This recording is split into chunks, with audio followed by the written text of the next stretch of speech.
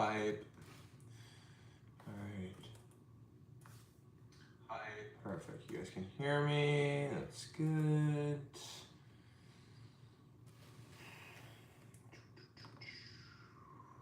Live chat. Okay. What's going on, everyone? Hope you all are doing great. It's been a long time since I've done a live here. I think I was back at school since I did my last one there. Got some rackets this spring for a member at the club.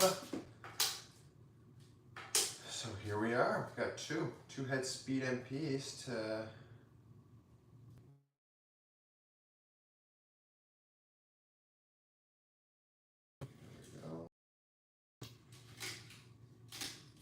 crazy. We cut out the synthetic gut. It's just so nice to cut out. Cutting out polys or polys can be a little bit annoying at times. What up, Beckett? What up, dog? Yeah, see, I'm just cutting out this thin gun, and it's like, what a joke. First of all, I would never string any rackets for anyone unless they requested probably with thin gut, but it's just so cheap and not that great. Look at it. That's crazy. But yeah, this person's getting an upgrade today. They want Link's Tour in their racket. So nice little setup for them. Get rid of this old Sin Gut.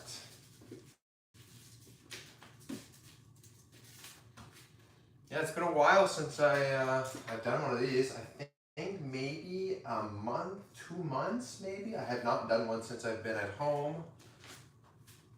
Yeah, happy to do one again. It's a Sunday here. If you're watching later on Sunday, I think it's the 22nd of June. Yeah, summer's underway here in Canada. We've had some good weather. It was a slow start though.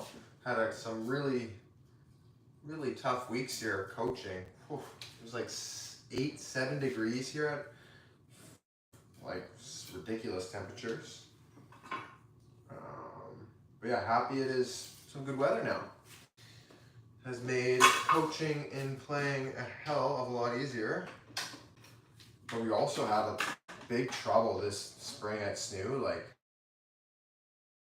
super shit, tons of wind, and overall it wasn't the greatest experience. But how's everybody else doing? Where's everybody tuning in from today? Hopefully I'm not losing you here. Make sure my Wi-Fi is good and strong. Wi-Fi is good. Okay, great. Yeah, how is everyone doing? I feel like it's been a while since I've been able to talk to all of you viewers.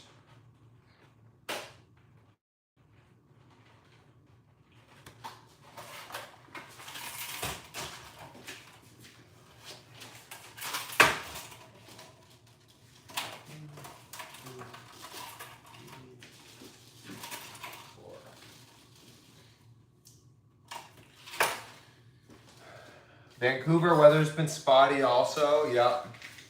Tournaments wrecked with rain delays. Also another Vancouver, yeah.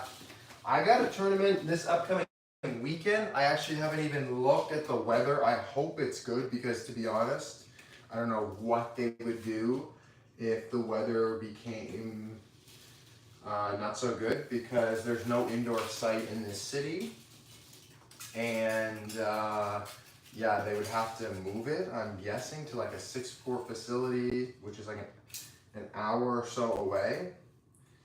And there's like a ton of divisions in this tournament. Like it's not just an open tournament, like it's an everybody tournament. Juniors, masters, the full crew. So I'm hoping that doesn't get rained out, but yeah, the last month or so for us has been pretty solid.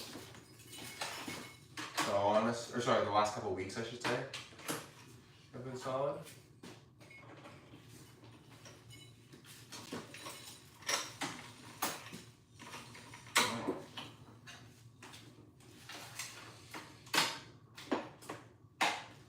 Starting to get a few people on here. Nice to see everyone here. You switch to the head speed. Absolutely not. Absolutely not. This is just, I'm stringing 2 speeds here for a member at my club. I string the rackets for some of the members, so here I am doing one of the rackets for them. And I got another one after this, so I got a double speed MP for today.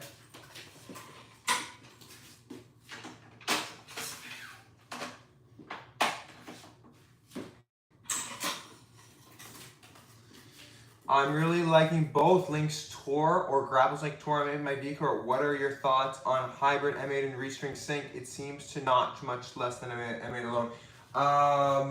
I've never tried that combo before. However, I'm sure it plays well. I've actually never played, I mean, honestly, both of those strings are very good. So I can't see it playing bad. So yeah, go for it. I haven't played with Grapple Sync in some time actually, like a year. I have one of their strings upstairs, but I've just been like occupied with other things in my life the last month. You know, I'm working a lot. I'm trying to put out as many videos as possible right now. I just actually recorded one right before coming down here to string, so you guys will see one here in the next few days. But yeah, graduation, came back home, started working. I'm playing next weekend, still trying to like be a player as well, so that takes time and energy. So yeah, so there's been certain reviews over the last year, I would say, that just have not made it to the channel. So I've really had to pick and choose which ones I feel like are most well-deserving to be reviewed. I wish I could review everything and every last thing that people want to send or give to me, but it just can't happen sometimes, unfortunately.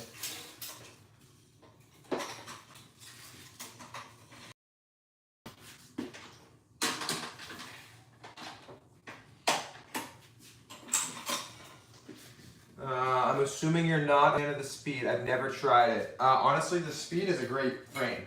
I actually recommend, especially the Speed MV, to a lot of people. I don't know why my camera is like botting out right now. It never does that. So sorry if it's a little glitchy here at times. But yeah, I would recommend the Speed MP to a lot of people. I played with it actually in a tournament last year, and like it was decent.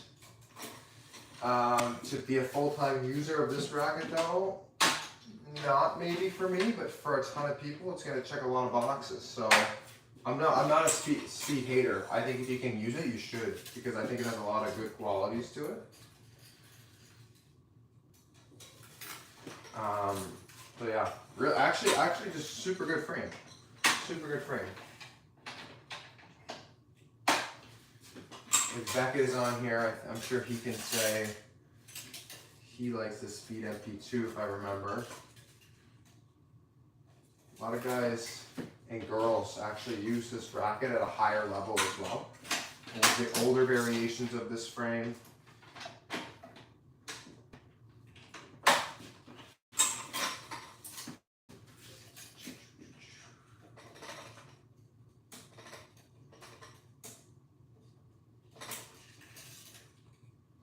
These rackets are actually very nice and easy to string as well. They're kind of remind me of pure arrows, which is great. Okay, I guess I was wrong. Beckett does not love Speed MP. He likes the one that Sinner uses. Have you tried the Spin Shot ball machine? No, the Spin Shot. I tried the 10X ball machine, which I just did the other day. But yeah, other than that ball machine, I haven't really played with many ball machines. I played the one at the club before, Rich, but that was a little older now. I usually like the Percept 100 more. Percept 100 is also really good. the one that Carew used to use. Yeah, I think that's the one we were referring to.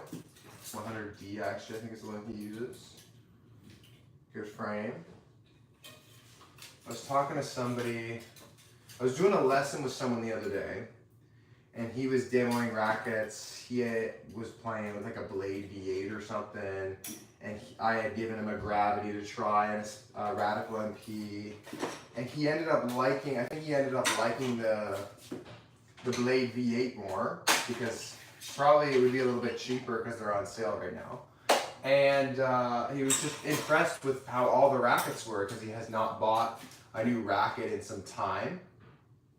And I was like, yeah, you know, man, like, I'm lucky enough, I get to review a lot of rackets, and like, I personally believe, and like, I'm sure there would be other reviewers that disagree with me, but like, I feel like in the last 5-ish, maybe even 7 years, rackets have actually changed quite a bit, like especially on tour. Like a lot of guys are not using 95 in square inches and smaller, and like there's more power in frames and more spin in frames, and the tech is better, and I just feel like overall it's harder to find a quote unquote bad racket. Like there's really no such thing. I've said this to a few people over the last few months that we've had this conversation about, like there's a lot of good rackets now, like, you know, there's multiple brands too. Like you got Head, you got Wilson, you got Yonex, you got Babolat, Dunlop, and Solinco, and their rackets are great, and Diadem is even not bad, and like I'm even missing like Technifiber, great frames, and like of course there's gonna be things from certain brands that you like more than others, and like that's great, but like it doesn't mean a certain racket is bad, you know? And I think that's pretty interesting, because I feel like in the past there would be maybe a select group of frames that many people would really not like. And I just feel like tech and rackets is just, it's come a long way. Like so many rackets are so good now, and I think that's why a lot of people might have a hard time picking too. 3.5 rec player here. I tried the speed, but can't get away from the Extreme MP, and loving Link's Tour. Oh man, well stay with the Extreme MP. The Extreme MP has had a long and impactful history in my family. My sister played with that. She played Canada Games with that racket. My dad used to play with that racket. A couple people in my club use that racket. Yeah, it does a lot of good things. A lot of good things. Checks a lot of boxes for a lot of players. And if you like it, don't switch. You don't need to switch.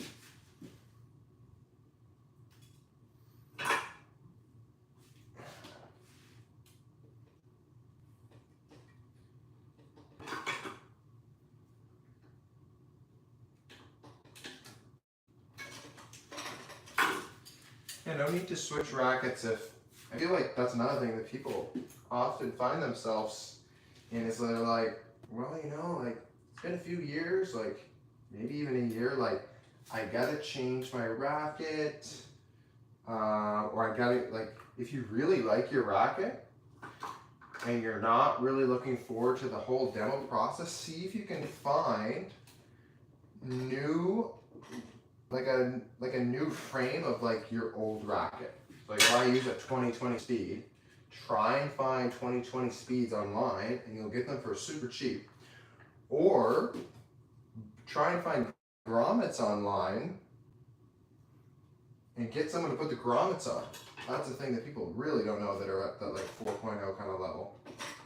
Like usually someone at every club will know, like I know how to put grommets on, so there's usually at least a couple people at every club that know how to put grommets on. And you can always get a lot of extra time out of your rackets if you replace the grommets regularly. Whew.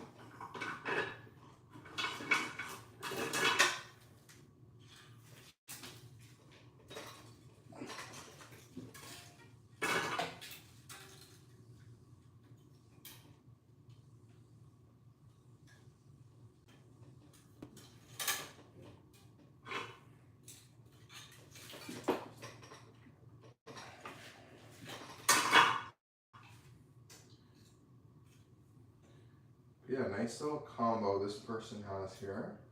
Headlinks Tour.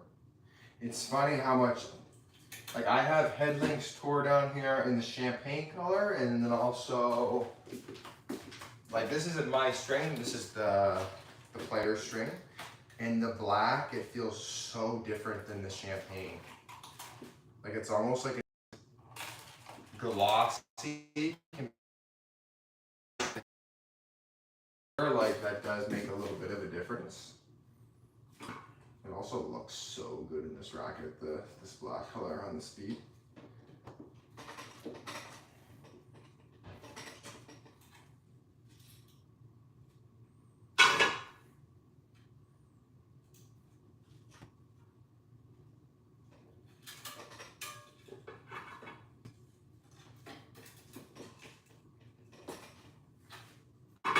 Super.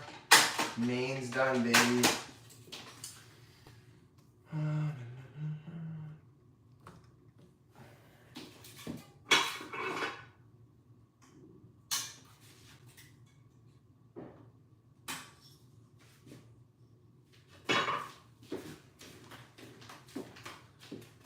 Also had some good tennis on here recently. Halle finish up today.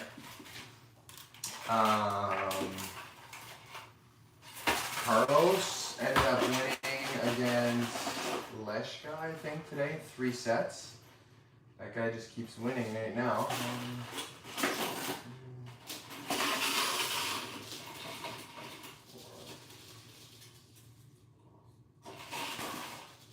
Bublik beat Medvedev, great win for him. He seems like he's really had a good run on clay there. And then, yeah, just pretty much took out a slam champion in an ATP 500.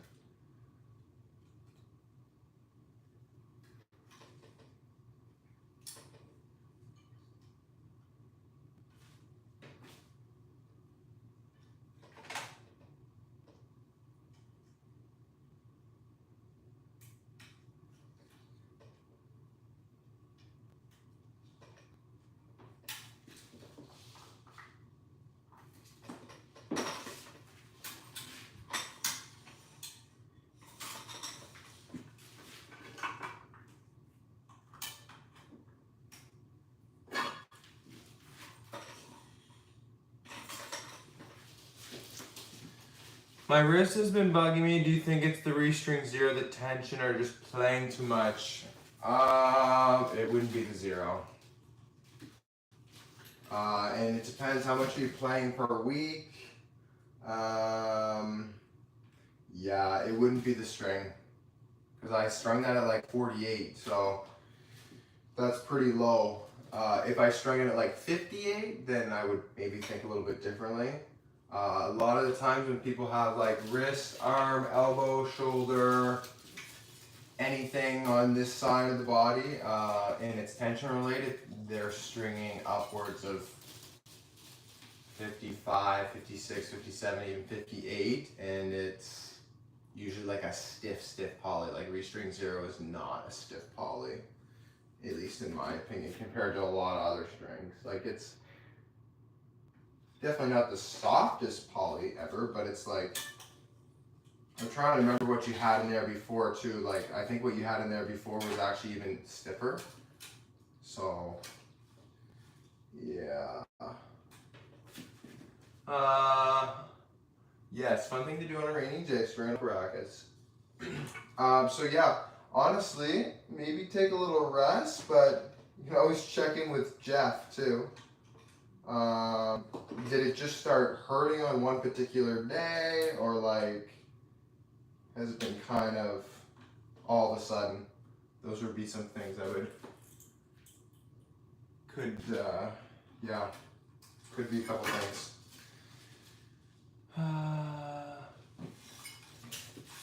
I guess fair point. I don't like to blame rackets though.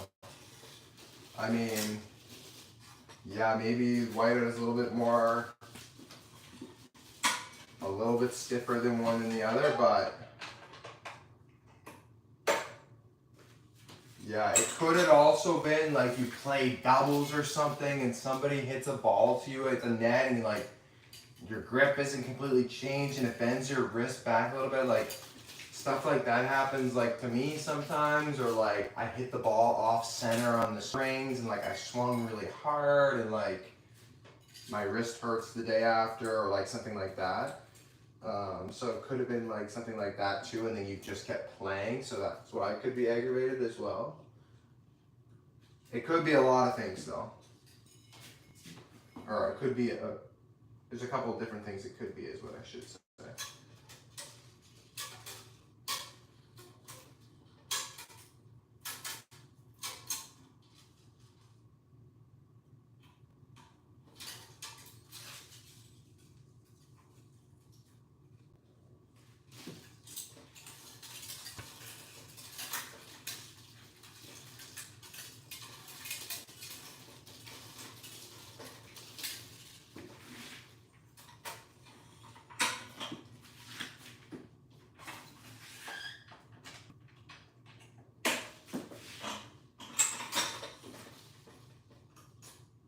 No problem.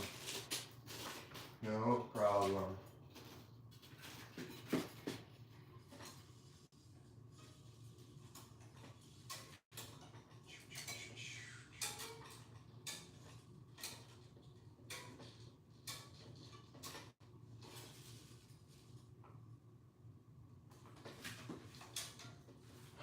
I assure it is your right wrist. Could be manipulation of the racket too much with your wrist trying to. That's a good one. That's a good one too. Yeah. A lot of the time, like stuff like that, it actually is like a technical thing, or like could be just a little thing that you're like compensating for. I know that's happened to me in the past, for sure. Super normal thing to actually happen as a tennis player, to try, or it might not even be that you're like compensating. It could just be like you're trying to add extra, and like a certain part of your body is doing more than it should, or it's doing more than it's capable of doing. So then it basically just lets you know. And with the wrist, that's like, that would be a very common thing. Or when I had some foot problems, I would be like still wanting to play, but like not really running properly, and then like, okay, my knee would let me know because like I was compensating, or another part of my foot would hurt because I was compensating.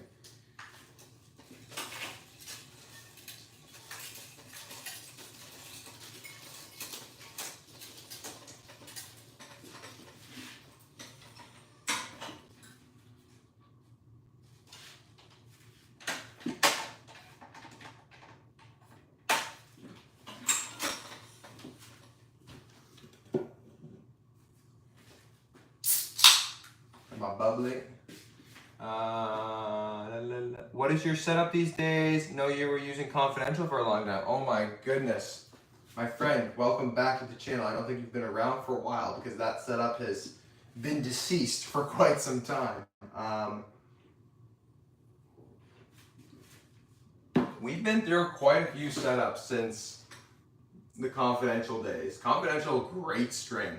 Honestly, I would still put it up there as like one of my favorites of all time.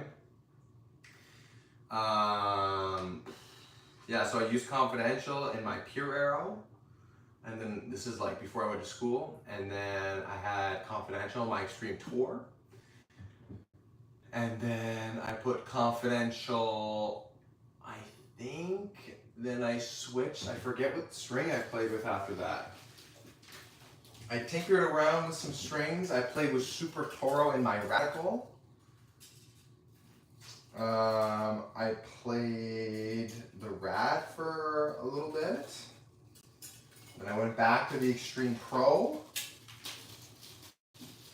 And yeah, had a few different setups through in that the past year as well. Like trying to find myself with my equipment, you know? I mean, really, since if we look in a 5-year window, there's really only been like 2 to 3 string setups and about 3 rackets. So not horrible. I know people that are a lot worse than I am. And I also have such a good excuse, and that excuse is that I have the luxury of getting really the best of the best sent to me, and I get to try it and tell you guys about it. So like, when I get all of that, it's like, oh my god, like this one feels so good, and it's like, it's really exciting. So like, if I wasn't reviewing rackets or wasn't reviewing strings or didn't get stuff before they were released and like all this stuff, I probably would still be using my extreme tours if I didn't have a YouTube channel. That sounds crazy, but okay, maybe I would have switched one racket or bought the new one or done something. That's the one thing that you're at risk of, is when you have access to equipment more than the average player. Doesn't matter the level. Like, I know all my teammates from the past years were using the same rackets for years, and they just bought the new one or replaced the grommets or whatever. Where I was definitely switching stuff more often than them just because I had access to it.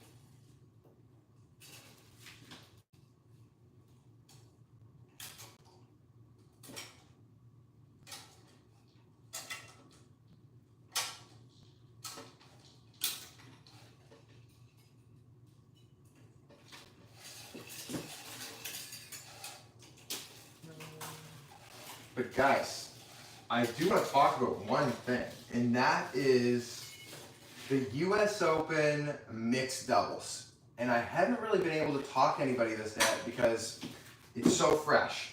So let me explain to you, maybe you know what's going on. At all 4 slams, they have mixed doubles, okay? I see it as a way for doubles players to make extra money and have a chance at winning a slam. And this year at the US Open, they've completely changed it. So there's really no doubles players at all going to be playing in this. And they have top WTA and singles players, WTA and ATP singles players playing together in the mixed. And I just disagree with it wholeheartedly. Like 1,000% disagree. And I just feel so strongly about this. So I'm wondering, for the few people that are on here today, did you know about this? If you do know about it, what do you think about it? And I have heard some good arguments for both sides. But my main argument is, like, in tennis you can play singles and doubles. Alright? Doubles is a huge part of tennis. And a lot of guys and girls prefer to play doubles over singles. And they make a living off of doubles. And the doubles is not, you don't get great money compared to the singles. If I win a doubles Grand Slam, the money is, first of all, not near as big. Second of all, I gotta split it with my partner. I win a slam, alright? Then I gotta pay my coach and all the other things. But a singles player is gonna do that too. Alright, so don't get me wrong. If you're top 10 in the world for doubles, you still make good money and you do well. But if you're 300 ATP doubles or WTA, you really don't do that great. You don't even know if you're going to break even.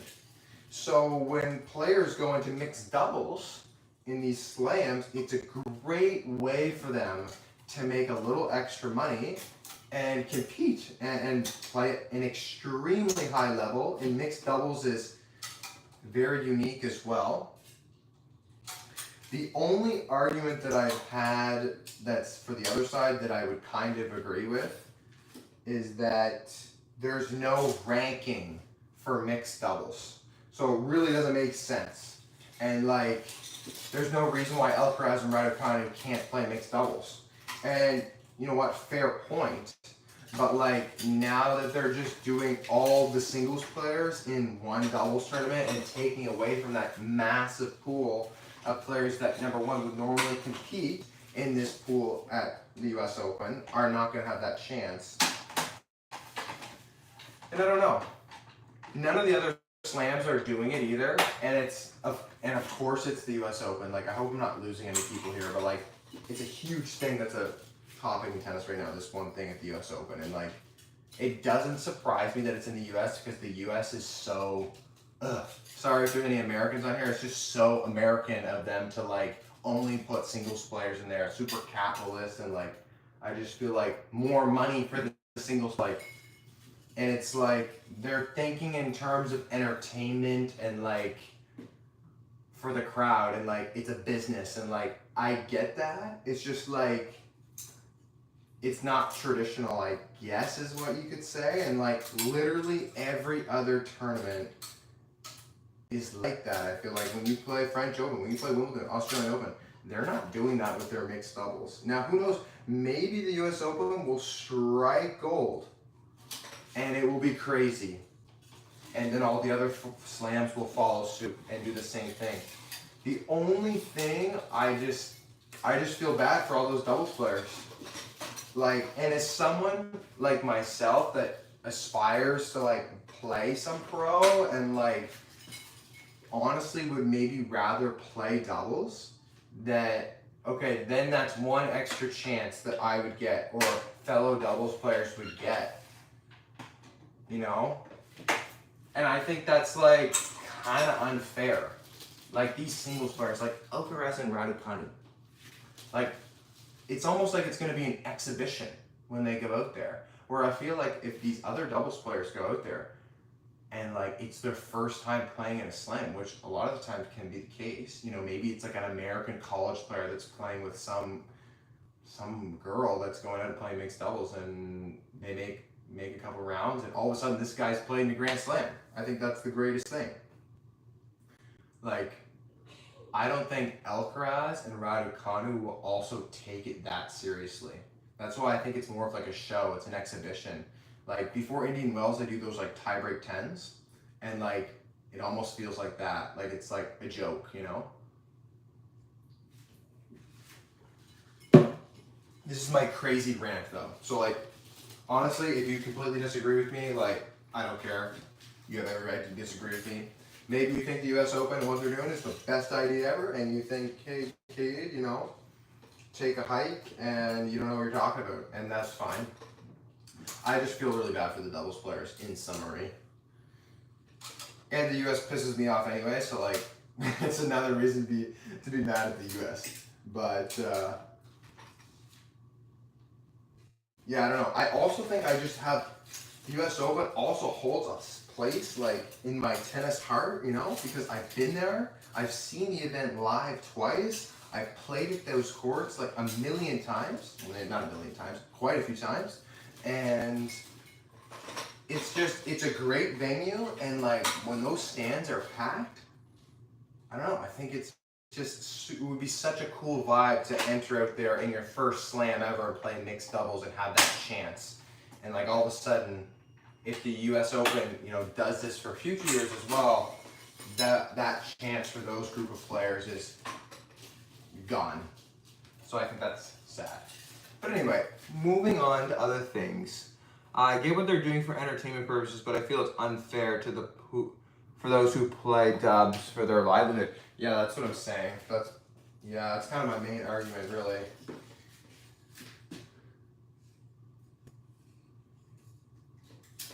But yeah, so we'll see. We will see. But it is a fair point that like mixed doubles, you know, they don't have a ranking, they don't have a year-end championship. But does that mean all of a sudden that we're gonna treat it like an exhibition in the slams? Because like that's kind of what they're doing. If you're gonna just throw Alcaraz and Raducanu together, who first of all never play doubles unless they have to for their country, Davis Cup or Olympics, which happens every once in a while. Like, they're not gonna practice doubles for mixed doubles. Are you kidding me? I'm telling you, the players that go play mixed doubles and slams, first of all, they're either in the draw or they're gonna grind so hard to be ready with their mixed doubles partner, because they're not gonna have a chance in singles because they probably didn't make it, or they know this is their one and only shot to like make a run or do half decent or like really enjoy it, you know? So anyway, I'm beating a dead horse. I keep saying the same thing. But for the people that are on here right now, like, what do you think? Like, did you know about that? Because actually, I think the U.S. Open is really, they just kind of, it was announced a while back, but like they really just like put it out in the media, like sharing photos of like the doubles teams that will be playing. Like I think it's Zverev and Benchik, and then there's like Alcaraz and Raducanu, Djokovic and Swiatek maybe, Sinner and Sabalenka. Like crazy field, honestly. Like talk about singles players, like, and you know what? If they really try and it's not so exhibition and like lappy, then maybe it will be kind of cool. But yeah, not a fan.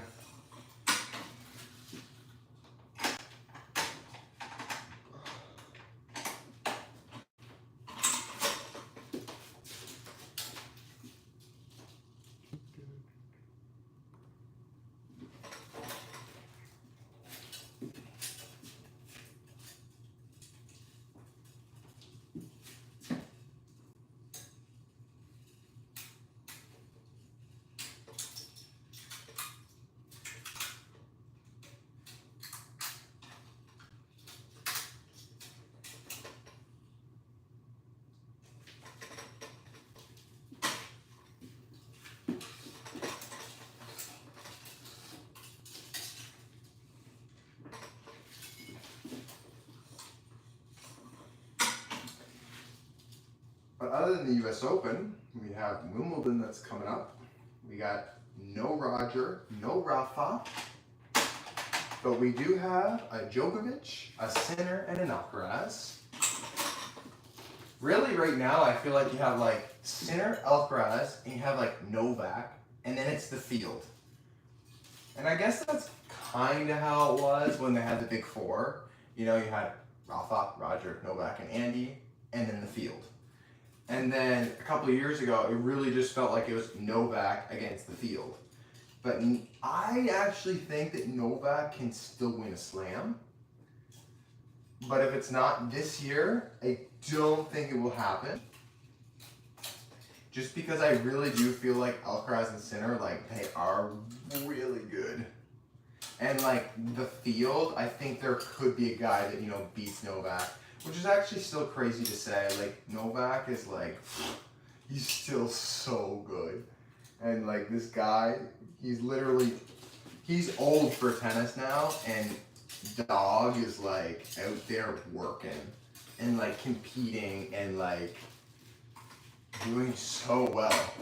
Like literally, if there was no Alcaraz and no Sinner, if those guys were not born, he would win everything still. At least I think. Maybe I'm wrong.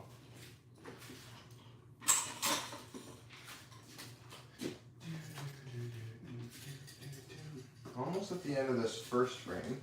But yeah, that's what's going on with the guys' draw. The girls' draw, like, you know, that's the one thing. Ever since Serena retired, I feel like it really is, like, still pretty open. I guess Sabalenka would go in maybe as the favorite. She friggin' rips the shit out of the ball. Coco would probably be up there. However, a lot of the times, girls and guys that win the French Open don't repeat at Wimbledon. Iga never really played well on grass. So maybe it's like a Jesse Pegula sort of winner, or like somebody else. I don't know, you know? Could be.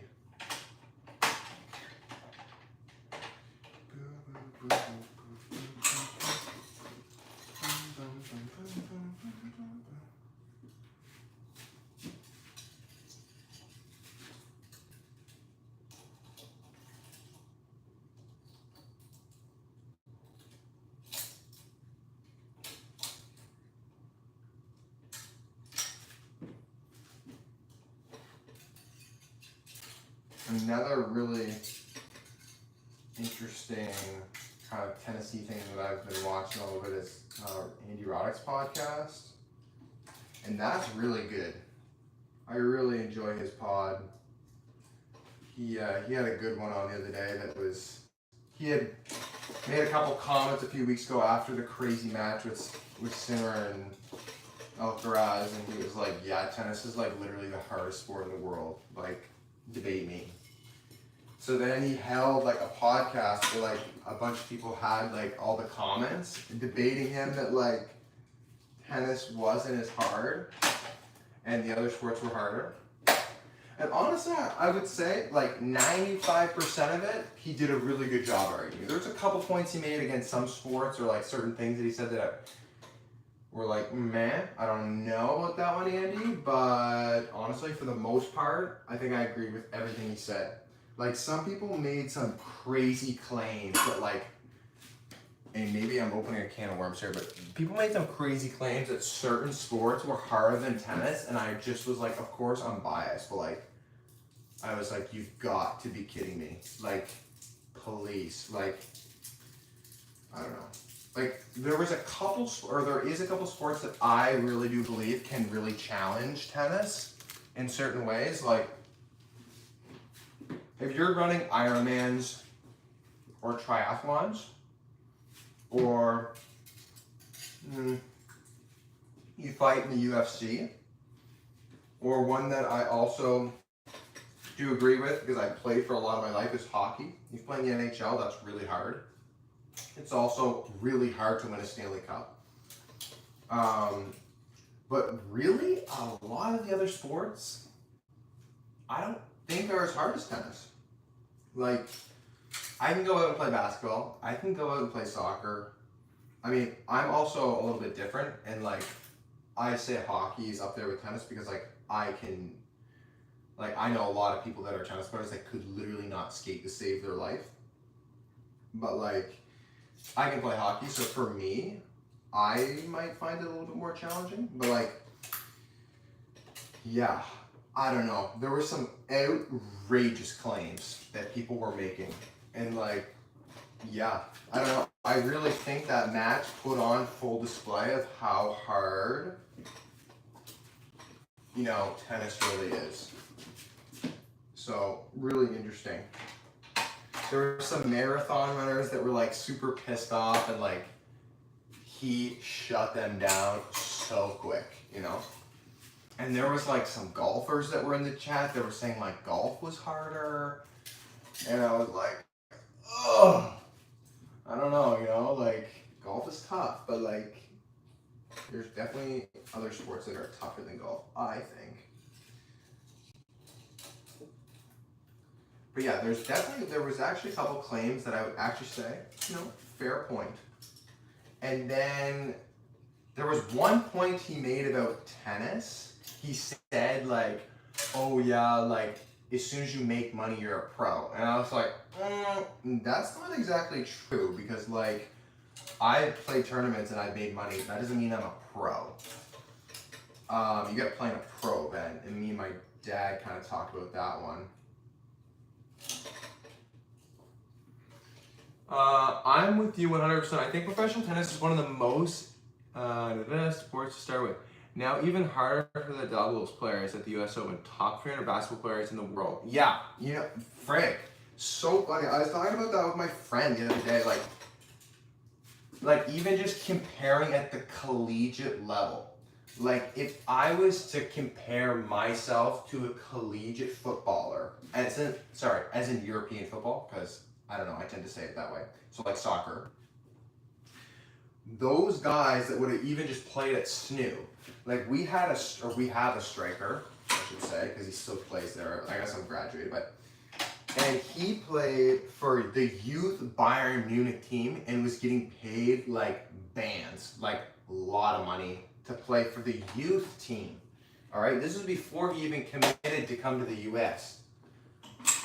Bruh, like we're all playing at the same school and like we're all at around the same level in comparison of sport. And like I come home in the summer and I work, and if I play tennis, I gotta make like semis and finals of like good open events to actually cash, get cash. That's like good. Where all these soccer players that play in the US that are international go back to their clubs and rake it in. Like rake it in. For like, they don't even have to work. It's their summer job. They just play soccer. And like, I think that's so cool. And that's one plus to soccer, and they really got that nailed down. And I guess you could argue tennis does have that a little bit in Europe with club tennis. But sorry, there's a lot of people that don't play in those countries that can't do it. Like Americans, for example, Canadians can't. A lot of Eastern European countries I don't think would have really club tennis, or Australia wouldn't have club tennis. South America tennis players wouldn't have club tennis, I don't think. Like, so anyway, they're able to rake it in the summer. And let's say when they're done their collegiate career, this is the part that gets me so riled up that I was talking about with my friend the other day. So you're done your collegiate career. Let's say you're a decent tennis player, right? You play 4 years of D1 or D2 or even D3. You're a baller, you know how to play. And you're like, hey, I want to go play some more tennis. Okay, you have to pay to play, all right? In soccer, there's so many teams, even in the US, that they will pay you to play. It's the opposite. Like, it's crazy. Like, a ton of our guys that have graduated just at SNU, which is a good program. We won the Nationals 2013. We won the NE10 just this past year. So, like, we have a good soccer program, but, like, we also have a good tennis program as well. Like, we won a bunch when I was there. And, yeah, they're just able to go get a summer soccer gig and play and just make money and, like, almost live off of it.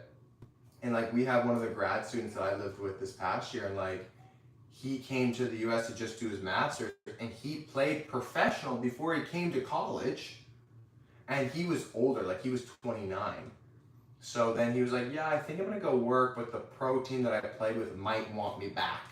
And I'm like, wow, what must be nice to have that kind of pro gig. And then also what they do for soccer is they pay you to play, of course. You get an apartment, you get a car paid for that's like, of course, owned by the club. So the way that soccer does it, there's a lot of money in soccer though. So like, it's too bad that tennis doesn't work a little bit more like that. Because there's, and I've said this to my dad before, there's so many tennis players that unfortunately, they just stop playing, you know? And they're good, you know, like they're good. And it's like they stop playing because for them, they see it as the end of the road. And because it kind of is, because there is no next thing, right? Like, let's say you're at that level and you don't want to go break your bank and your savings playing futures for even 1 year. Like, that's tough, you know? There's not really many other options. I mean, you do have the option to save money for 2 years and be like, yo, now I'm gonna go, but then also your level will decrease because you don't get to play as much. So it's definitely tough. That's why I envy those sports and those athletes, because they have that luxury to actually truly do what they like to do and make money.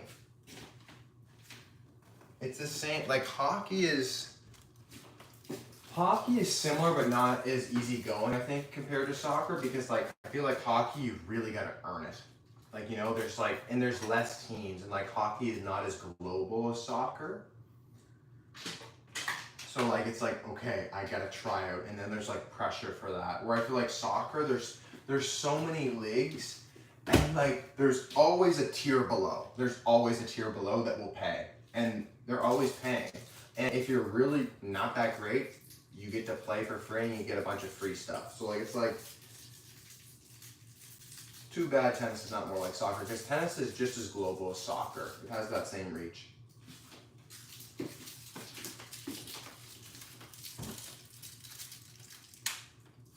All right, racket number 2. holding some people on here. That's good.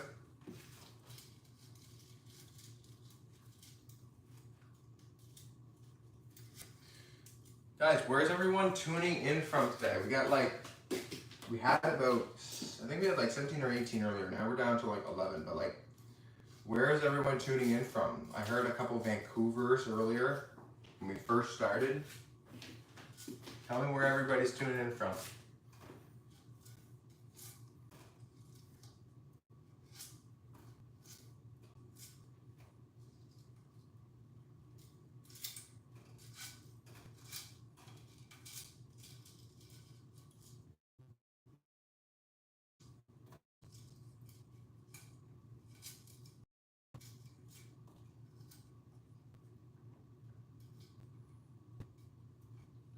Oh, the synthetic gut, it is nice to take out, but sometimes it's like so malleable that it's like tedious and annoying, but.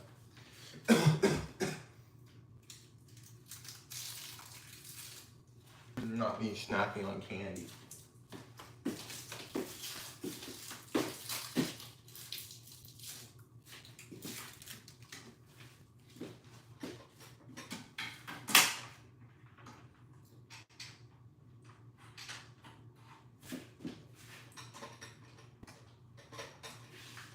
All right, rack number 2 coming up. Just gonna plug the camera in here. Make sure I'm not dying at all. Where is it? Right here.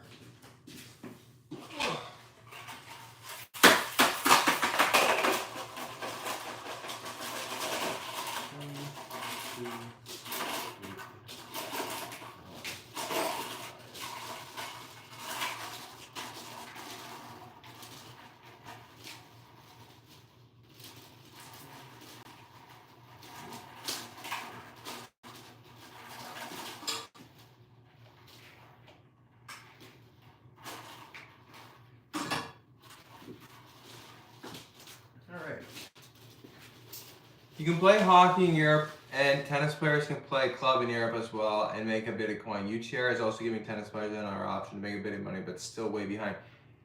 Yep, that's the thing. It's like we're trying, but it's like saying, hey, I'm like 500 pounds and like I'm going to the gym for New Year's resolution, and I go like 3 times a week, and then all of a sudden, like, it gets to the end of January, I'm starting to go once a week, and then all of a sudden you get to March and you gain weight back. Like, not the greatest analogy, but like, it's like we're trying, but then we are not trying. Like, and I think that's tennis's fault as a whole. I don't want to blame UTR because they try. I think there are people that are trying to get out of this traditional system. I think the ITF is a joke. Like, for people that have ever played futures, it's a joke. You know, the system, how you get into one, is pretty complicated if you've never done it before to learn how to do it. You're pretty on your own to start with. And that's fine. It's fine that you're on your own because tennis is an individual sport. But the money that you can take from tennis in an ITF is a joke. Like, it's worth, like, I would fight someone on it right now because there's no winning. You can win the tournament and be an international player and fly back to Australia if you win a 15 or 25K and forget about even playing because you lost all the money. And you get taxed on it. Like, it's a joke. Like, the money that, it's a joke. And it's really sad because these guys and girls that they're playing at this level, we're not even talking about doubles, this is singles. Like, these guys and girls that are playing are really, really talented, good tennis players. And they have given their life just like any other sport. And that's why I get so fired up when comparing it to other sports like soccer or even like hockey. I'm not saying that those sports aren't hard. I'm saying when you're at the same level in comparison, if there's such a thing, which I think there kind of is, you can't, the money and the access to pro is so much harder for tennis, and it's so frustrating. So I think that's why it's really tough to really break out of that level in tennis. And you see it. I mean, I talked about it a bit earlier. You see it every year with college tennis players. Because that is where a lot of tennis players, unfortunately, they go there to die. You know, they play there 4 years, they have a great time, they compete super hard, they're very good, they work hard, they're talented, and okay, what do I do now? There's no, like, it's really futures or quit.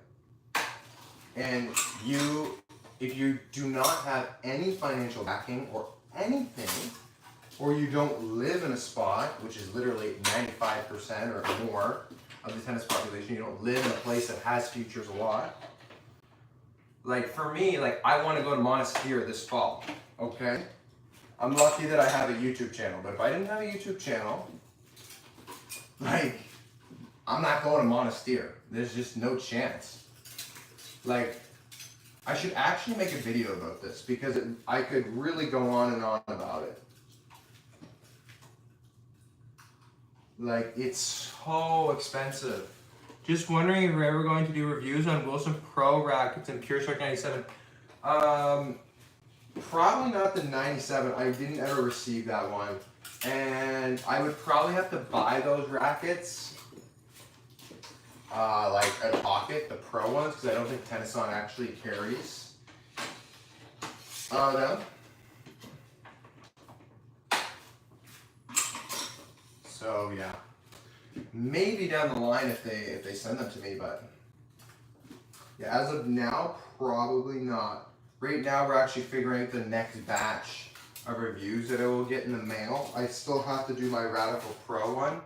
I was thinking about stringing that one up after this one, but I don't know.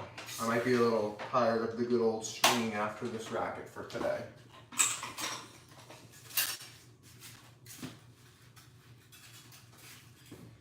But yeah, it's crazy, like, some guys and girls, and like, this is why I do think college is better than going pro right away. They go pro, and they, you know what, maybe they break even. Maybe they break even, okay? But then, then they're not good enough to keep going, or their sponsor pulls out, like, there's a lot of things that can go wrong, and okay, no more tennis. But they didn't go to college and they're 25. It's like, okay, go get a job now. And it's like, oh shit, like I gotta go work at the grocery store. You know, it's like a big change. Where like, if you do go to college and you did study engineering and you played 4 years and you do get to play as a pro, at least you can go be an engineer after. But yeah. Tennis is kind of crazy like that, because also like the money that you do earn from the sport, it's weird. It's almost like you lose it right away. Like with the soccer salary, like let's say I play at a club in Austria, all right? I play my couple matches every week for the team, and okay, we travel as a team. I know what I'm making every week, all right? If my paycheck, let's say the team's not great, maybe it's only I make $200 a week and I'm a college kid and I just play there in the summers. I know I make $200 a week and I know that that's what I'm going to get every week for the whole summer. But maybe I play in a really good club, or I don't know what the ratio and the difference in pay is, but maybe it's like I get $5K a week. In tennis, you might be really good, and you could be that same comparison in level, but you go play in futures. And first of all, you're not even coming close to 5K unless you win the tournament. And once you win that 5K, you get taxed, and then you gotta get a flight to the next place. You know, there's no team that's paying for the team flight or the team dinners. And I also think that's why Andy Roddick was saying that actually factors in to why tennis is so hard. because at that level of getting better and good to get over that initial hump, now I haven't gotten over that hump. There's of course other humps in development, but I think that this one is probably one of the hardest. That's currently the hump that I'm on. It's like tough. And really, like, if you're not a gazillionaire, you don't have many people there to like help you figure it out. Like, of course you have yourself. If your parents are supporting you, like they're there, and your family, you maybe have a coach and a physio that you would go to when you're in your training blocks. But when you're on the road, like, yeah, best of luck. You know, like, and then people are like, God. And then the tennis players, they still keep doing it. And tennis players are kind of crazy like that. Like, and people are always like, well, all athletes are crazy. And I'm like, well, yeah, they are. Fair point. To get good at anything, you have to be kind of crazy. But I'm telling you, like, that first time I ever played a futures, I flew there by myself.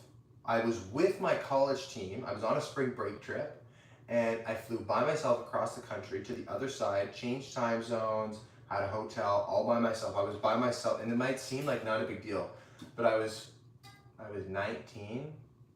I was 19 or 20, and I was doing that. I was by myself. First futures ever, like first tournament pro ever, and I got there, and I'm like, what the actual am I doing? Like, you have to, like, it's just you. Like, you're just there, and you gotta just figure it out. Like, there's not really many other sports that have that. Golf would maybe have that. I don't know what it's like to travel for golf, but golf, like, in the US at least, there's so many events that you can just play in the US. Like, tennis is super global, especially like ITF Tour. You gotta go everywhere for that stupid tour. So, like, yeah, especially when you're a little bit younger and you can't afford to bring a coach or a parent. Like, holy shit. It's tough. And I think that's why tennis players, they're mentally nuts. Like, when they're out on court, like, people have outbursts and people have issues and people, like, borderline probably have, like, some mental health problems. And, like, that's why I think you see a lot more tennis players, like, talking about that stuff these days, because, and all athletes, and mental health is important for all athletes, but, like, yeah, it's just like, damn, you know? Like, I felt that, for example, like my first futures, like, I was like, wow, this is how it is. Are you still straining 44 pounds? No. That, I did for a little bit, and then I started playing like some more matches, and I wanted to bring it back up a little bit. I still really believe in lower tensions. Like, I personally stream myself at 50 pounds, which is honestly, I think, on the lower side anyway. It's like high, on the high side of low, but yeah, I was playing indoors too a little bit, and the ball was like absolutely flying. The court was pretty fast too, so like, I was like, I don't know, maybe I need a tiny bit more control on this for now. I think if you're playing like on a clay court though too, a little slower, low tension too, all day, baby. Yeah, I'm a big believer still. I just don't do it super low like that, but I would still recommend trying it. Like, I stand by everything I said in that video.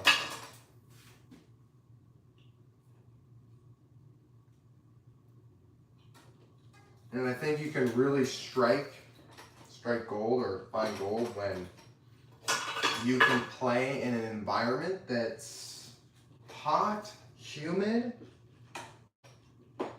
and with a low tension, and you can, you know, perform. I think you have found it. Because that's the problem that a lot of people run into, is like when you play in the heat it's tougher to play with some lower tensions, but some people can actually do it and it works so good for them.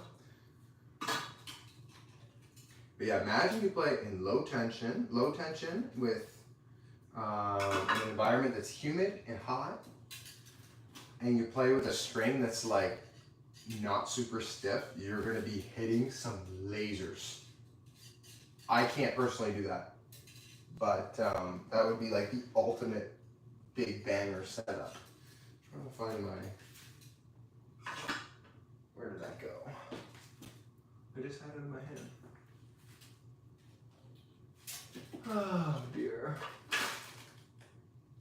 Guys, I think I'm going crazy right now. Oh, right here.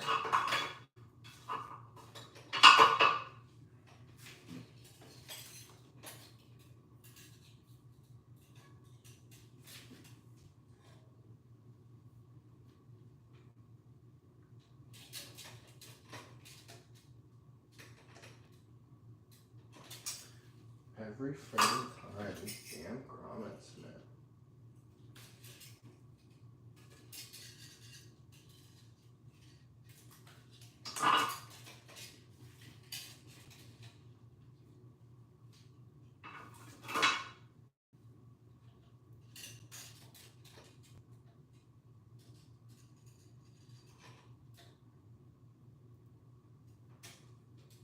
Come on, bro. Work with me here.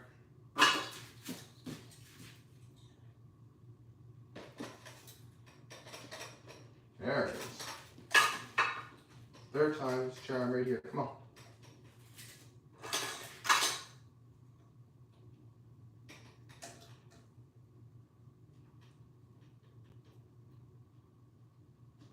Bruh. Struggle is real here. If you guys string, you know how I'm feeling right now. Just freaking wanted to work, go through this grommet.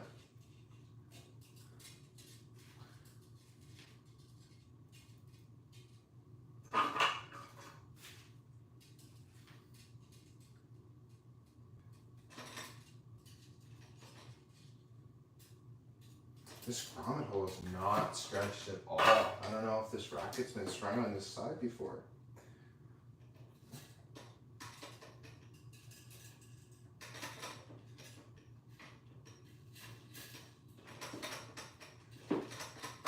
Okay, if it doesn't work now, then I'm getting pissed.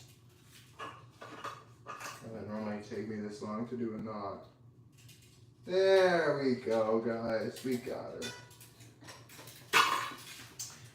Sorry if you already said this, but whose racket is a speed and what are you stringing on?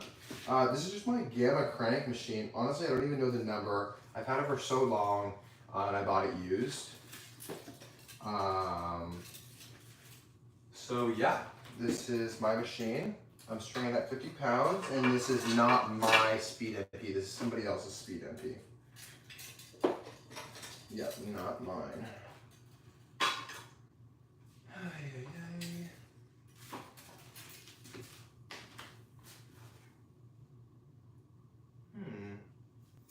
That's probably why.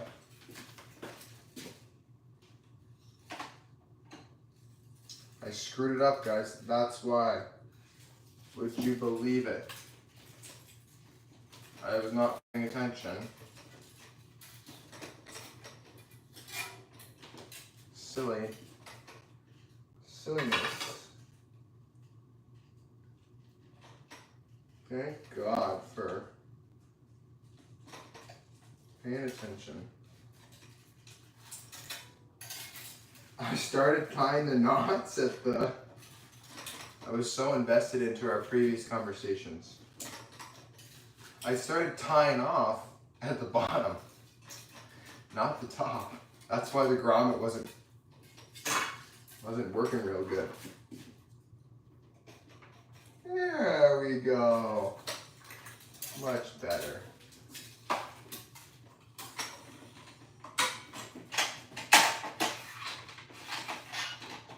Now the client won't have such a weird looking racket.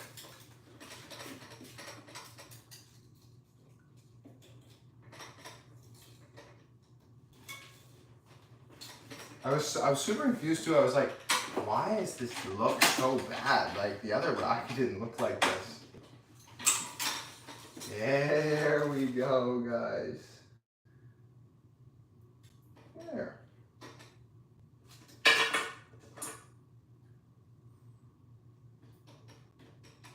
Yes, this is making a lot more sense.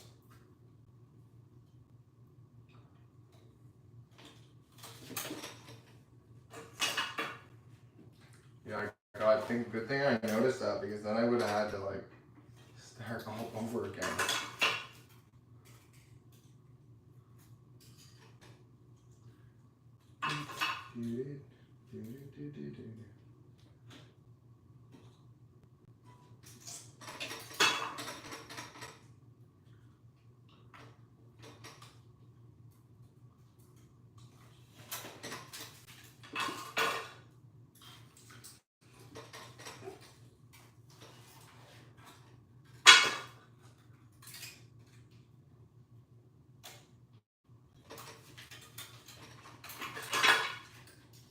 Sorry guys, I've got a lock in here. I'm just trying to do these knots. I know I'm not really speaking.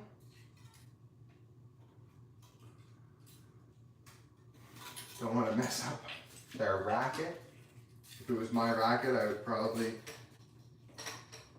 talk a little bit more, but I'm just double knotting for them. Making sure everything's good. Perfect. All right.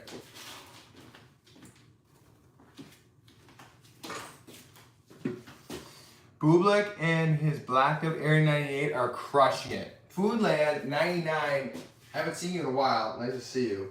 Yes, he is. He's playing super well. I kind of talked about that a little bit earlier. Like, I think he's like really found his he's found his groove. He's found his groove.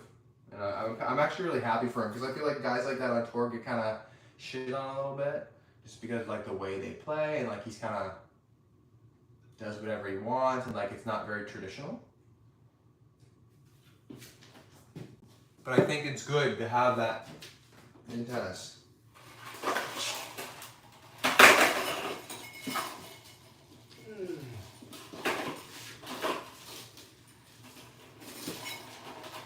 All right. Last one. 1, 2, 3, 4.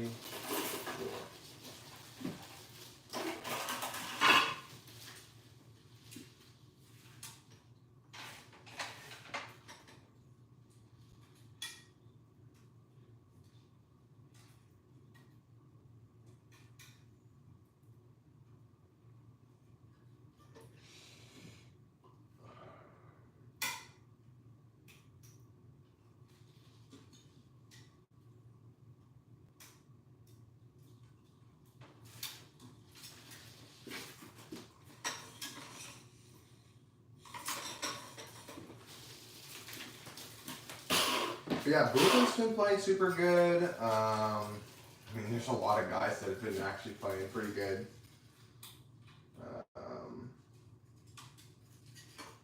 It was actually kind of cool to see that French girl do really well at the French Open. Boisson, I think her name is. I don't know if she's going to get into Wimbledon though. I heard some people saying that she like missed the cutoff, or like something happened there. I don't know if she's going to end up getting in. Maybe they give her a wild card. Not sure.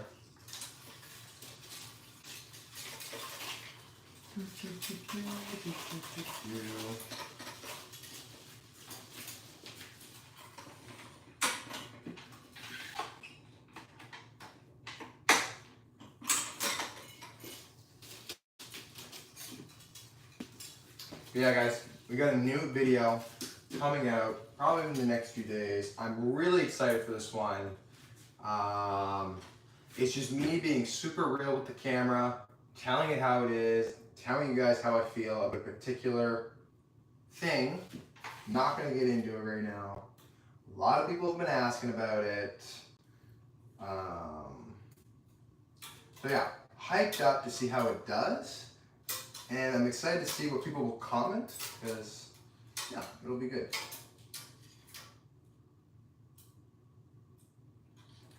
I also talk about in the video, since I have a couple of you on here still, tennis has obviously been a huge part of my life. How many people do we have? Only 8. Okay, that's okay. I'll still talk about it. Tennis has been a big part of my life, and I've been doing it for I've been playing for 14 years, believe it or not. I'm done school now. I've had a lot of time to reflect, and yeah, I wanted to start doing another hobby. So I actually started getting into mixing and stuff, music. So I bought a controller and stuff, and literally that's what my time is consisting of when I'm not on the tennis court, playing or teaching or making videos. I'm at home mixing music, and it's so fun, and I love it so much. So I actually made an Instagram and a YouTube. So if you guys are interested, you guys can go check that out. I literally just started the YouTube yesterday. So I'm lucky that I do have a little bit of experience on YouTube. But it's kind of weird because it's kind of starting from zero again, which is strange because I've been lucky to kind of build a following on the tennis one. But yeah, the name of the YouTube and the Instagram is Cater Heart, Cater, Kate with an R, and then it's heart abbreviated, so HRT. So yeah, I recorded my first ever set yesterday, which was super cool. And I'm no pro, I'm just learning still. I'm taking a course right now too, which has been really cool. Once again, it's so nice to do something that's other than tennis. I actually think it's helped my tennis, if anything, because I think about other things other than tennis now, which is a very healthy thing. And I think, yeah, it's just nice to have something else to look forward to as well. Don't get me wrong, I really like tennis and it's great, but sometimes it's a little much. You know, playing, teaching, especially when I'm coaching, if I'm at the tennis court for 9 hours, non-stop, and it's I do a lesson, I give a private lesson, I give a group lesson, then I teach some kids that are 5 years old, and then I'm gonna go play a set, and then I'm going to the gym, and then all of a sudden I come home, it's I really don't want to think about tennis. So it's nice to have something different. So if you guys are interested, go check it out, go subscribe. You guys know what it's like. You guys have been on this journey with me on this channel, so if you like that music, if you just want to support, go subscribe. And gonna see how it goes. Super fun. Yeah, once again, it's just my name, Cater with an R, Heart, HRT, abbreviated.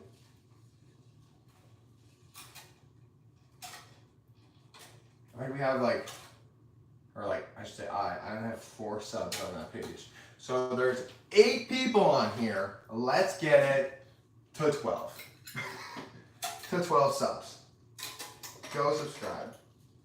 And you can even watch the set that I put on there yesterday. And honestly, for a first time, I think it's actually decent. So, and it's actually kind of cool because I think actually a lot of tennis players like that type of music.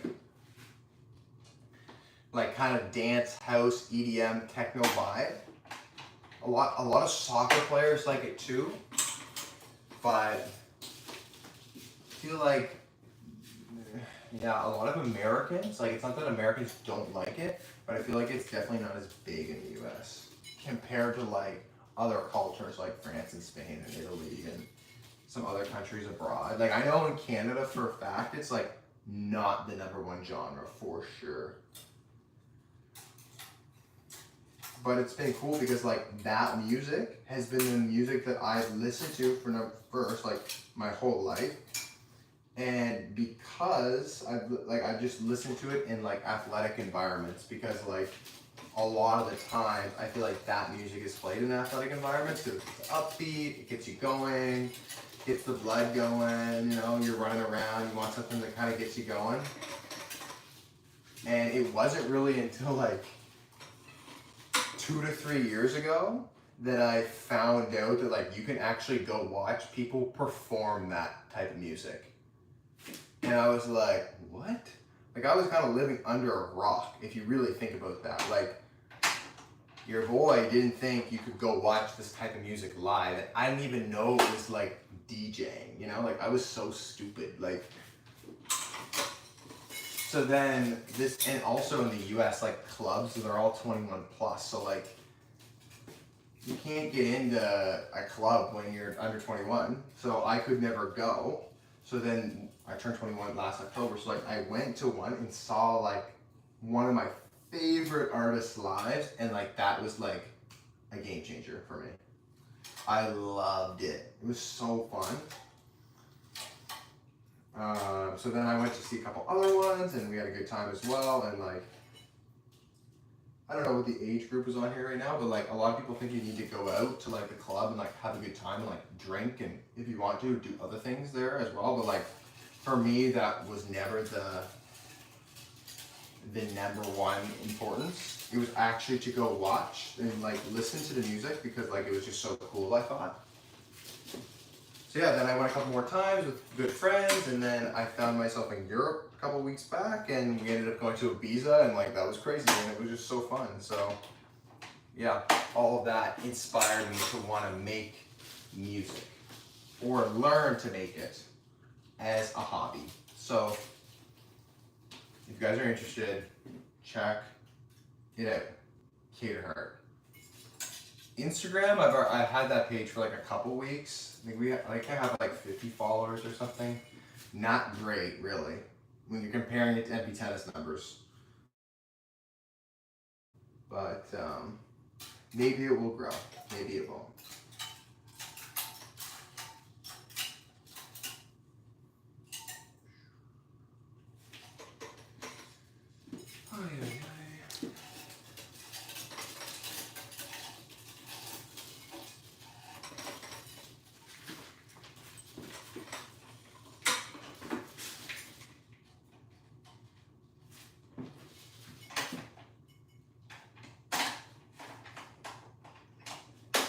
It's like 5, what time is it right now?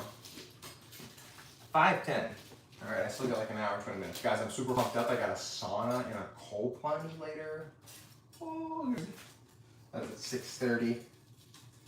Gonna be amazing. Finish this racket. Go get a bite to eat. Grip the sauna for 30 minutes, a dry sauna. That, guys, that's the best thing ever. It makes you feel so good. It's like passive cardio for one, but it's also relaxing. Also has like a ton of health benefits as well. Highly, highly, highly recommend trying out the sauna.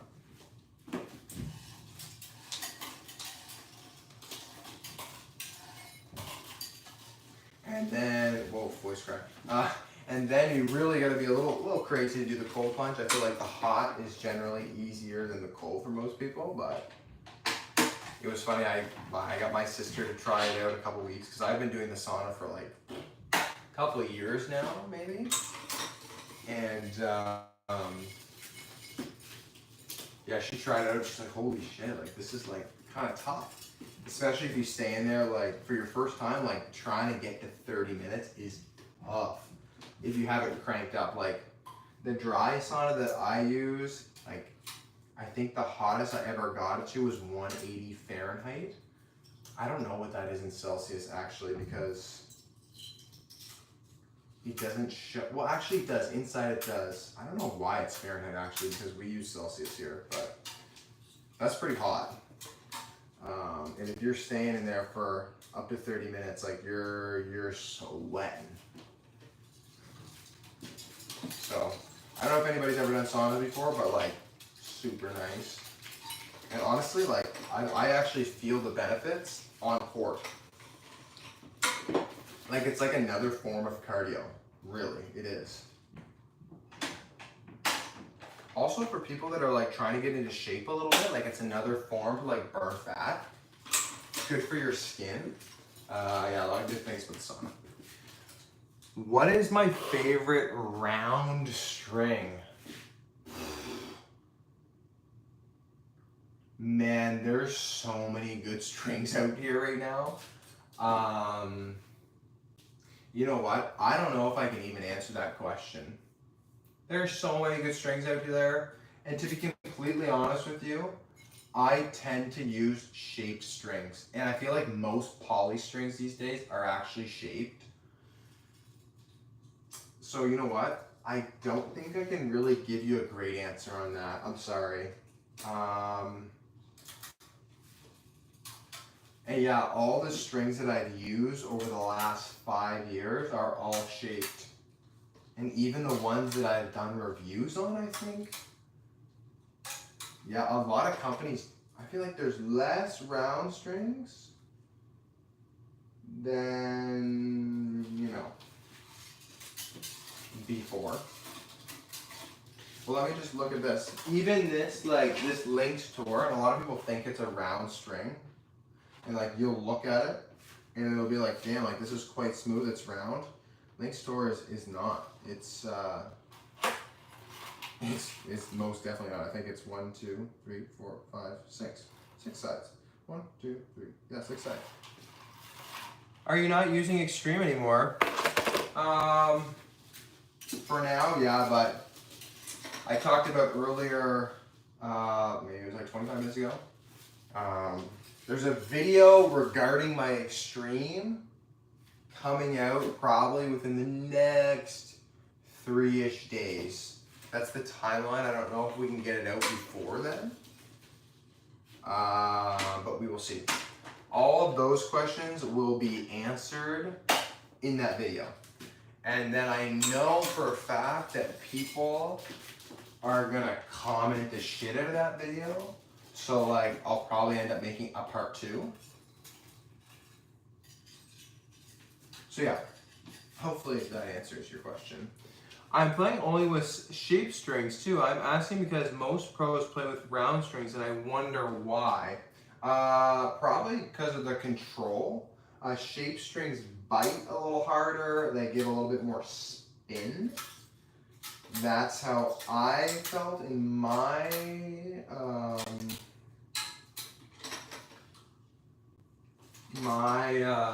experience.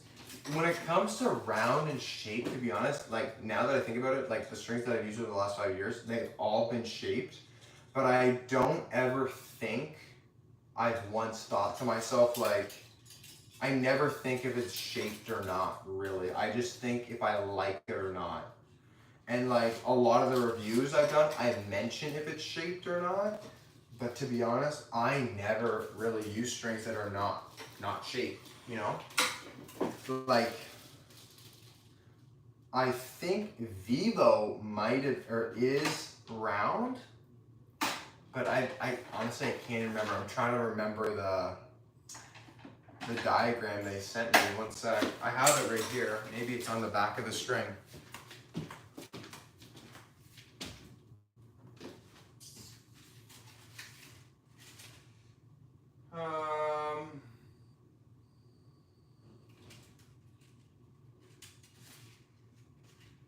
Yeah, like, here's some sync here. And I just, no, it's,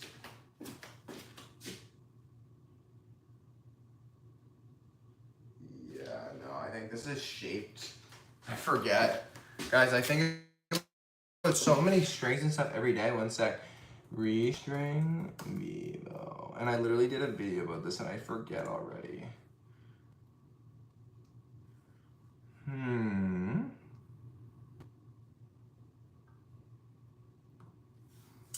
I can give you an answer in like 2 seconds.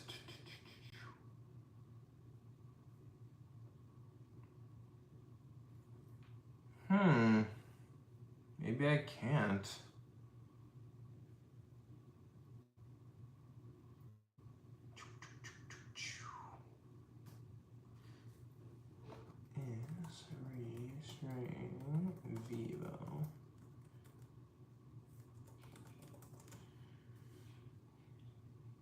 Yep, Restring Vivo is shaped.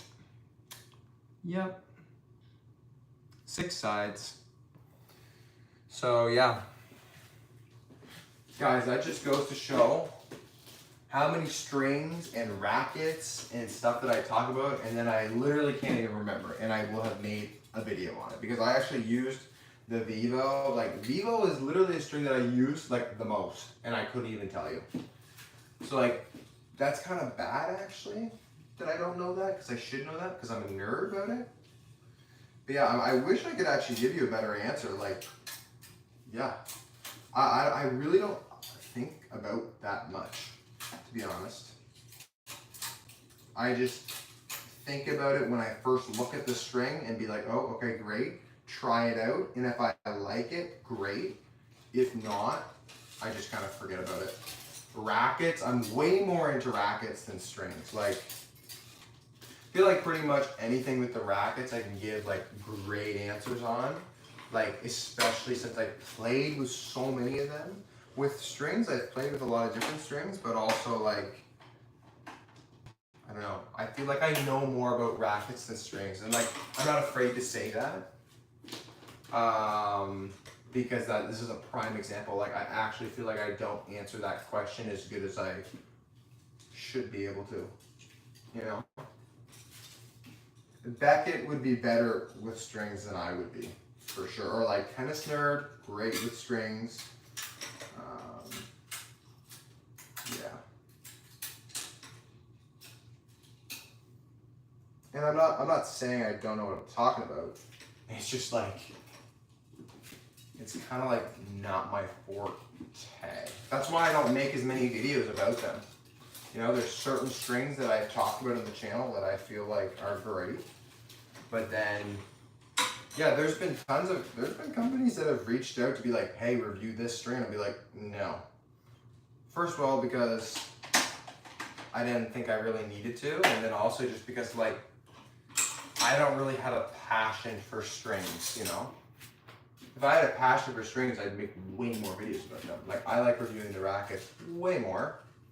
I also feel like the racket has more of an effect on, you know, how the ball comes off. And maybe some people disagree, but I stick the same string in most of my review rackets, and every time the ball comes off it, it's completely different because it's a different racket. If I put a different string in there, okay, the ball will come off a little bit different, but not as much different. Like, if you swap out a racket versus swap out a string, the racket makes way more of a difference, obviously. But if you're really trying to dial in like your demo process, obviously put your string in that you normally use in the new demo racket. I always say that to people.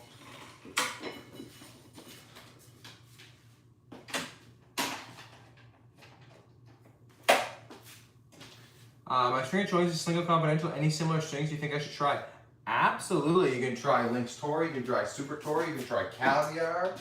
Somebody earlier was talking about Grapple Snake M8, Grapple Snake Tor Sniper, Restring Vivo, Restring Sync, Restring Zero. Might not really like that one, just because it would play quite different. Yeah, you got the ALU Powers of the world, you got RPM Blast, the Grapple Snake, the Restring, and the Tor line. We all have codes with them, so if you want to get a discount, check out any of our videos, and there's links on there about any of those strings. Mach 10, I think that's what they call it, Mach E or something, the new Slinko string that's out.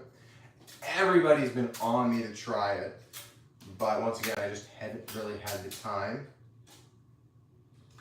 But yeah, those are some options for you. But honestly, if I had to recommend one, it depends what you want. If you want something similar to Confidential, then I can give you like what I think. But then if you want to try something like completely new, then I also get that as well. But yeah, The stiffest you can try, like wasabi and caviar would be like the stiffer ones from Tourmaline. At least I think they play stiffer. And then of course restring strings, I think across the board aren't as like flexy and elasticy compared to Tourmaline. So like restring sync would be the stiffest out of them all for sure. And then you got Vivo that's like in between sync and zero. And yeah, like I said, M8 and Tour Sniper are also great tries. I like both those strings too. RPM Blast, super control, I think too. But then if you want to pay some big bucks, you can pay for ALU or like 4G. But yeah, Link, like I'm stringing with Link's Tour right now. This is a great string as well. Pretty underrated, I think.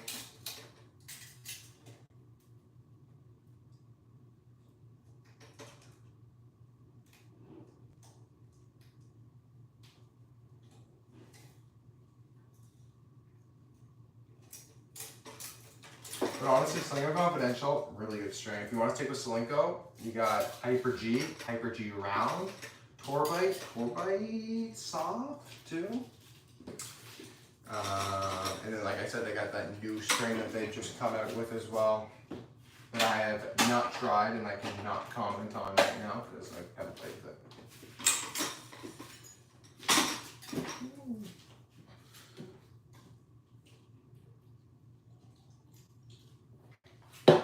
Alright guys, coming up to one, got 2 crosses left, so I'll probably shut her down here as soon as I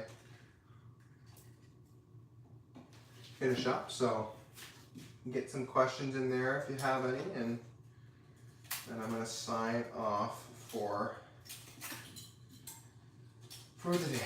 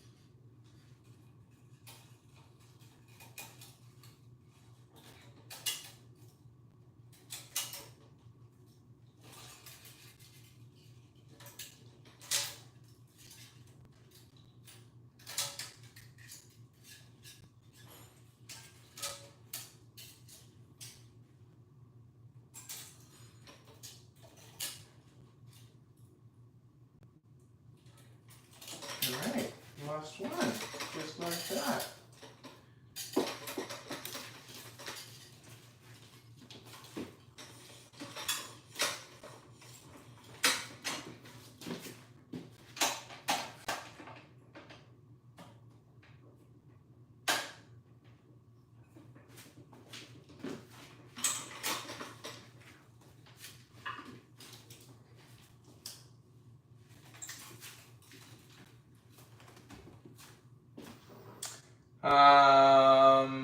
ISO 98 versus Gravity Tour. Oh, good question. You know what? Both of those rackets are very good. If I had to pick one, honestly, both pretty different. Like, the U-Zone launch is much lower, I think, and overall has like a more dull feel. Where I feel like the Gravity Tour, more of an open bed, have more launch. They both were good at the net. I like the Gravity a little bit more on serve. However, the E-Zone performed really good on some touch and feel stuff too. That's a really tough one for me because I like them both. I actually would recommend both rackets, to be honest, if people were, you know, want to try or whatever.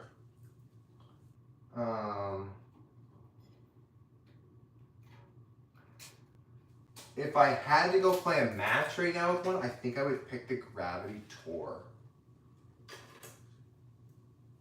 But I ranked both of them really, really high. And I think I would just pick the Gravity Tour really too because I played with head rackets like my whole life. So I think I would just feel comfortable with a head racket. Like I never actually played a match with a Yonex racket ever.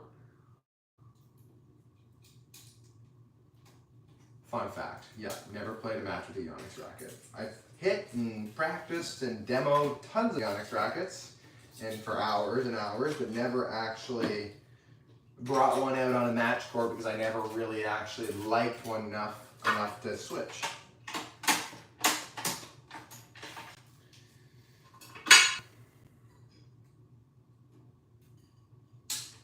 All right, done like dinner.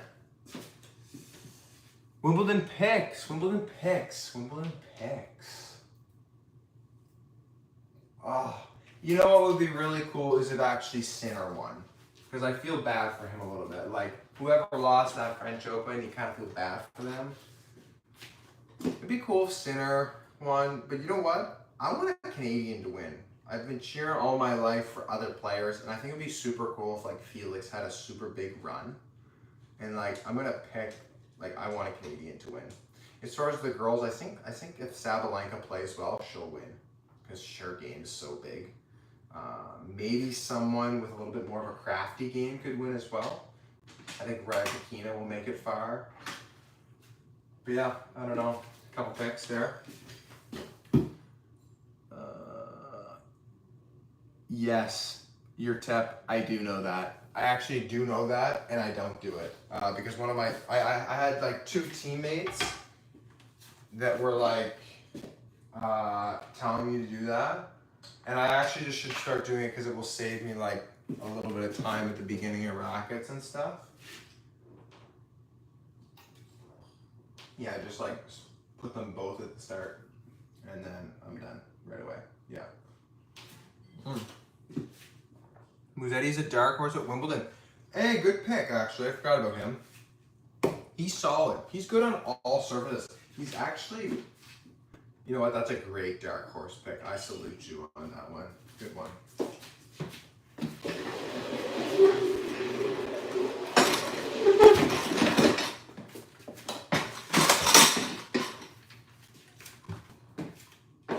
Oh, guys, the stringer just broke. I'll have to fix that after. The wheel just fell off, or like the little thing at the bottom. Alright guys, favorite string to play with currently and any opinion on Tourline strings? Yeah, I think Tourline strings, like Tourline restring and grapple snake have all like destroyed like the whole string field. Like they've really like gave people another option. And like Luxlon has great strings, Head has made great strings. There's been like strings that are like coming from main brands like Babla for the last years that are also just they're good, but it gives consumers another choice now that are like non-racket brands too. So Tourline strings are great. Wasabi, Caviar, Super Toro is one of my favorites. Snapper is surprisingly good too. If you want a lot of power from a poly, you can go with Absolute. Restring Sync is deadly. Restring Vivo, also really cool, really good for the environment too. It's made like a sustainable product. And then yeah, like Zero from Restring. Everybody loves Restring Zero that tries it. And then also like a ton of people love Tour Sniper and M8. We were talking about that earlier twice from Grapple Snake. So those are like 3 brands that are non-big brands that I would really recommend. Can we get a bag tour video sometime? Yeah, we could maybe do an updated one of those. If you look on the channel, I did do one of those like my 2nd year of school. And yeah, I'm actually not one to carry like a big bag around anymore. Like, I don't know. When I was a junior, I would carry my bag around a little bit more, but then ever since going like a big bag, but now going to college and stuff, like they give us like a tennis duffel bag to put all our stuff in, and then we travel with our suitcase. So it's like, if you bring a big bag, it's kind of like annoying, and like the coaching staff didn't want us to bring a big bag either because it just takes space, and like you can fit your 3 to 5 rackets in the duffel anyway. So can we get a smaller string brands are dominating the game because a lot of them are just as good, if not better, and that's the truth. And early on in Tourline, early on in Restring, and I did videos, a couple reviews on Grapple Snake. I got people absolutely shitting on me in the comments because they were like, oh yeah, promoting low quality tier strings or just doing it for the money. First of all, those brands never paid me to ever make a video. They approached me to make a video, but they never paid me ever. And I told the truth about what I thought about the strings. I mean, I keep like, for part of the year, I used a Restring hybrid setup. And I think the best controllable poly on the market is Restring Sync. It's better than Alu Power. I'll die on that hill. And I think that my setup right now, the Caviar, and because I kind of went back a little bit to that, the Caviar and the Super Tour hybrid setup, it's just so good. And Karoo, also using K-pop. Like, Karoo would not use K-pop if he thought there was something better. Like, I think people need to get their head on straight with that one. Like, maybe they have a deal where Tourline does pay Karoo some money to use Tourline. I don't know what their deal is, but like, in the beginning, he used it because he liked it, you know? So Tourline does make good strings. Restring does make great strings, and Grapple Snake makes great strings as well. And there's some other smaller brands that are good too, but I just haven't had the privilege, I guess, to try all of them. But yeah, I don't know. I think people really need to stop judging creators on like stuff they're reviewing, unless it's like crazy sponsored content over a long period of time. Like Tourline, like they asked me to do the reviews, but like there's been times in the past where I was like, yeah, I can't fit that one in. Like, I think Tourline actually asked me to do what's that string? Oh, Toro. I didn't end up making a review on that video just because I didn't actually have the time. I got to play with it, but I never made a video on it. Maybe I should make a video on it, but like, that's just an example. Like, if Tourline was paying me to make a video on Otoro, I would have made a video. But like, nobody's paying me ever unless it's a sponsored video. We've only done one sponsored video on the channel ever, and it was literally last week. So we'll leave it at that. Thank you everyone for watching. We've been on here for quite some time. I always like to take my time when I'm streaming with you guys because people like to talk, people like to ask questions. And yeah, I gotta fix this stupid stringer now because the wheel just fell off of it, or like the little spinny thing that goes on the ground. And then I'm going to get a sauna, like I said earlier. So guys, I strung some two rackets today, 2 hit speed MPs with Lynx Tour. So they look pretty good to me, I think. The black and the black racket looks good. All right, guys, thanks for watching. Don't forget to like and subscribe. Also, like and subscribe to Cater Hart, my new DJ channel. All right, go support. There's 10 people on here. Go check it out. Support, support, support. All right. See you guys in the next video. There's a video coming out probably within the next week. Stay tuned. Bye. See ya. Boom.